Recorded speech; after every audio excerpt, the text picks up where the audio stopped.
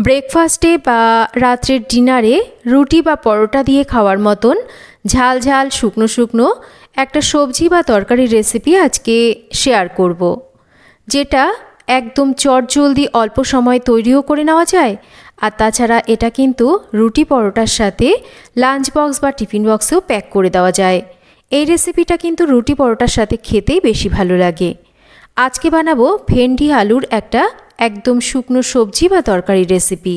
তার জন্য এখানে নিয়েছি বেশ একদম ফ্রেশ দেখে কিছু ভেন্ডি।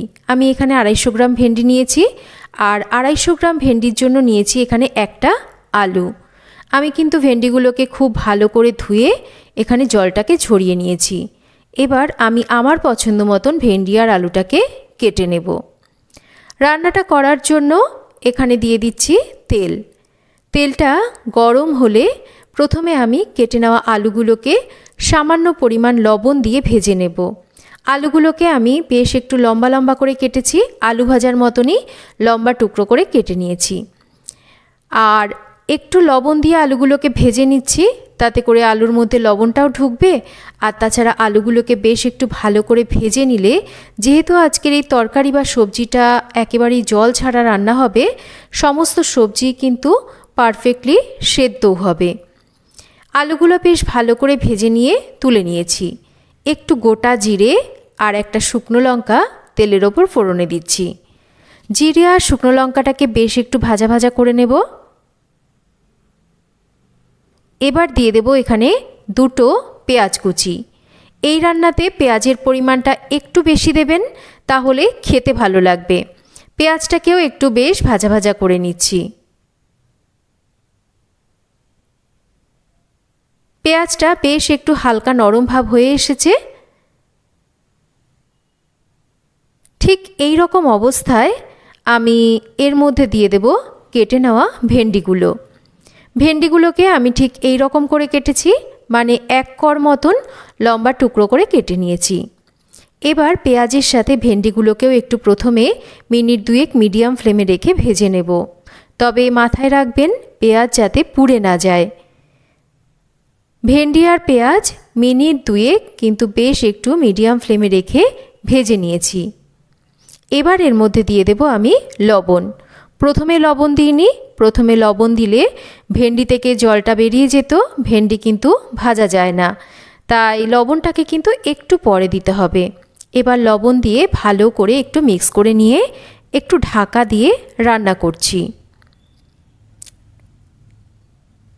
মিনিট 2 মতন ঢাকা দিয়ে রান্না করে নিয়েছি। দেখুন পেঁয়াজের গায়ে কিন্তু বেশ একটু সোনালি রং ধরেছে, আর ভেন্ডিগুলোও কিন্তু বেশ একটু মজে এসেছে।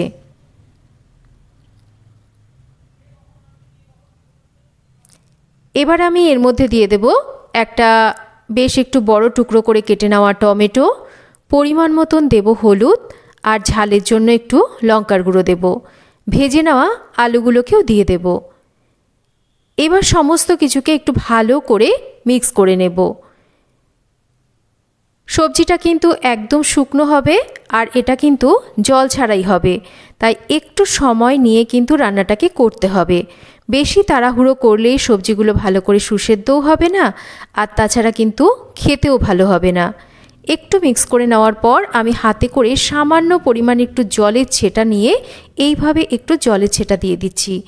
যেহেতু সবজিগুলো কিন্তু আগেই বলেছি বেশ শুকনো হবে, একটু যাতে ভালো করে এটা মিক্স হয় তার জন্য সামান্য পরিমাণ একটু জলের ছেটা আমি উপর থেকে দিয়ে দিয়েছি।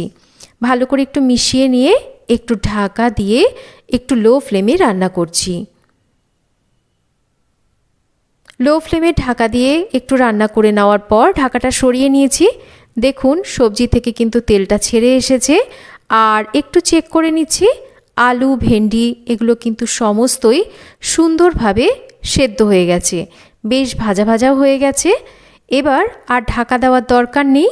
আমি এর মধ্যে 2 উপকরণ আরও মেশাবো, তাতে এর স্বাদ কিন্তু অনেক গুণ বেড়ে যাবে। এর মধ্যে আমি এবার দিয়ে দেব, দেখুন একটা মশলা, এটা হলো ম্যাগি মশলা।